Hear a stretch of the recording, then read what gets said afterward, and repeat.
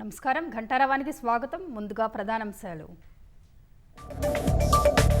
ఎట్టకేలకు అమెరికా నుంచి హైదరాబాద్ వచ్చిన ప్రభాకర్ రావు ఫోన్ ట్యాపింగ్ కేసులో సిట్ ఎదుట విచారణకు హాజరయ్యే అవకాశం.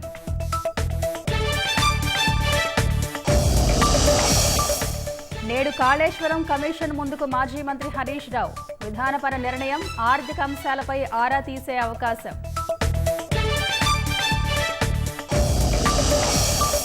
పట్టణాల్లో ఇందిరమ్మ ఇళ్ల నిర్మాణానికి సర్కారు కసరత్తు, గ్రేటర్లోని 16 మురికివాడల్లో స్థలాల గుర్తింపు.